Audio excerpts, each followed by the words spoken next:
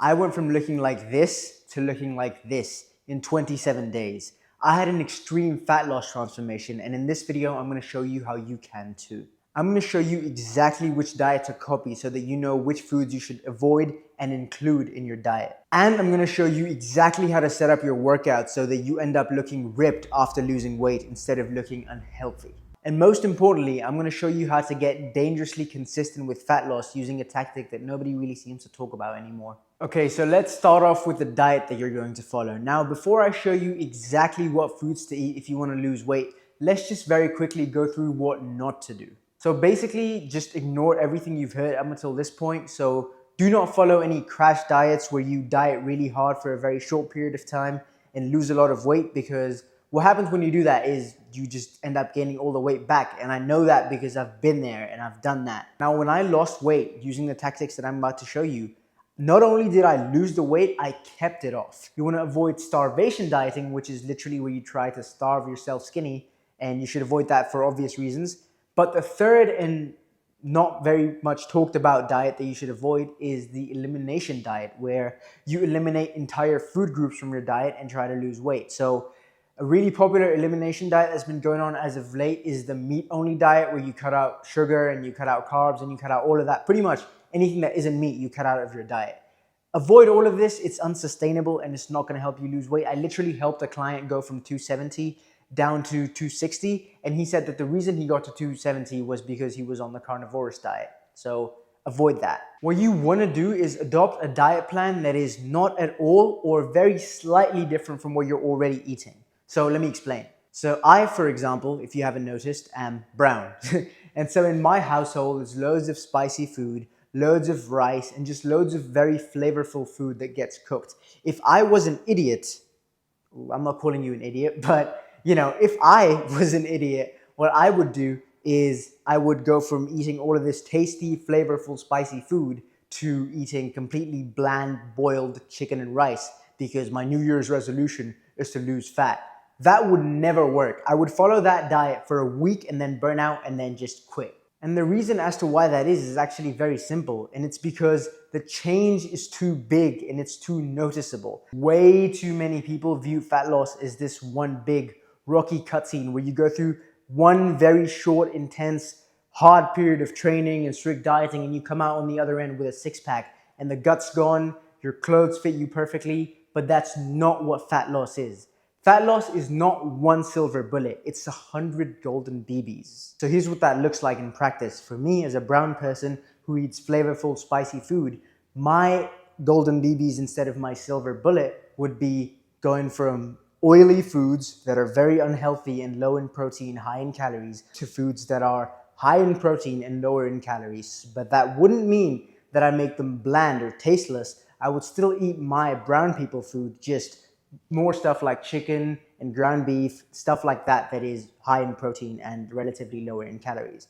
For you, it might mean something else, but what you must keep in mind is you want the new diet that you're going to adopt to be as similar to your current diet as humanly possible, right? That's going to make fat loss frictionless, which is exactly what we want, because there's other stuff that we need to worry about, which I'm going to tell you later.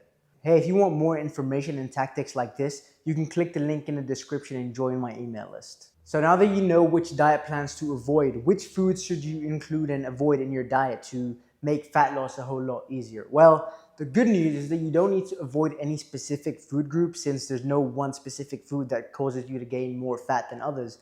But there are certain food groups that make it very difficult for you to, at least if you only consume these foods, it's going to be very difficult for you to not gain fat. Number one on the list by far is liquid calories, more specifically shit like milkshakes and Starbucks coffees. Bro, if you drink coffee, black coffee plus creamer, that's it. That's all I have.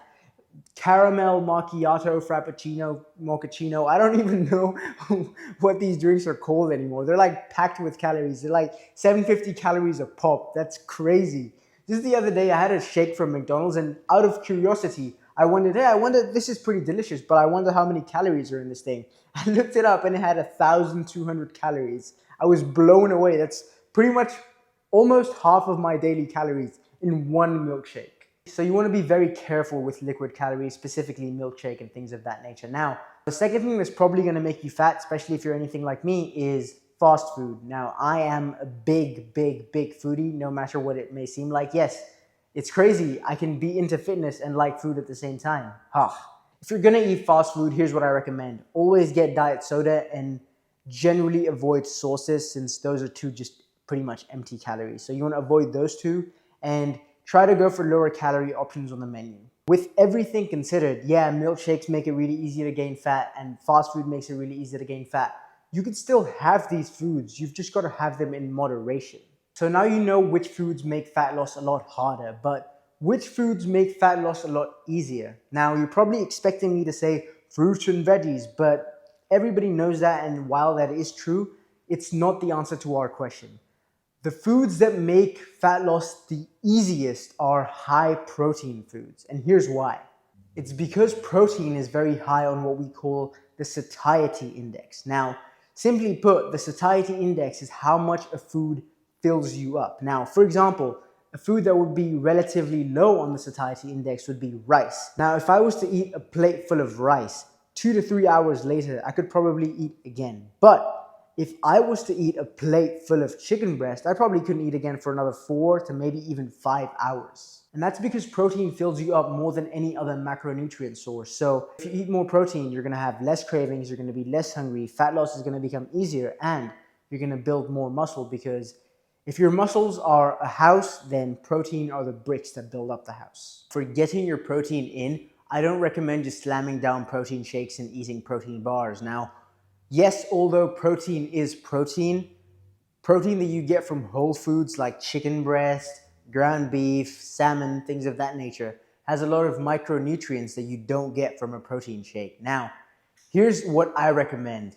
Pick 2 to 3 of your favorite protein sources. For me, that's Greek yogurt, ground beef, and chicken breast, and just rotate them in every meal that you have. What's most important is that you get 0.7 to 1 gram of protein per pound of body weight. Now let's talk about the part of fat loss that almost everybody gets wrong, and that is your workouts, more specifically lifting weights. So for some reason, people have come to believe that if you want to lose weight, then lifting weights is useless and that you should spend the majority of your time in the gym on the treadmill or on the Stairmaster, climbing stairs or walking, running, jogging. But that is one of the stupidest misconceptions in the fitness industry right now. Even if you somehow manage to be consistent with cardio, which in my experience, most people never stay consistent with cardio, but let's say that you do. Even after you lose the weight, people are gonna, this is what's gonna happen. You're gonna lose the weight, but people are not gonna ask you if you're on a weight loss journey, they're gonna ask you whether you're sick. Because if you lose weight and don't lift weights, then not only do you lose fat, you also lose a good amount of muscle. And we obviously don't want that. We want to lose as much fat as we can within reason, but we also want to hold on to as much muscle as we can while we lose the fat.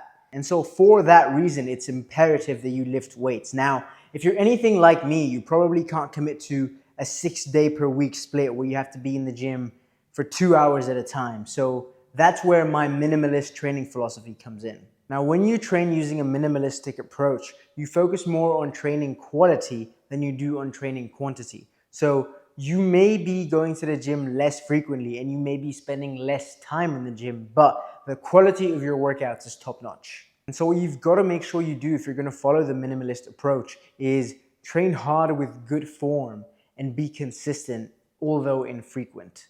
I pull that sentence straight out of my ass, but it actually explains my training philosophy quite well. So I train from 3 to 4 times at most per week, and I currently look the best that I ever have. So it is completely possible to be in fantastic shape while going to the gym very infrequently. You just have to have a strategy.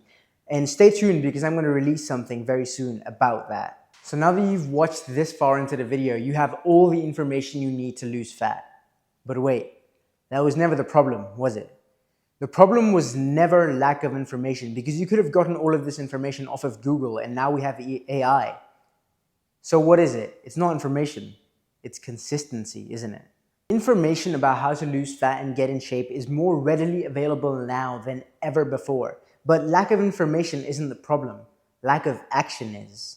So something that helped me stay unbelievably consistent throughout my fat loss journey was having 3 friends who held me relentlessly accountable. Now, we never lifted weights together and we wouldn't talk about nutrition or anything. They weren't my accountability partners, but every single weekend without fail, I'd play tennis with them. And so that made me move a lot more, therefore lose a lot more weight.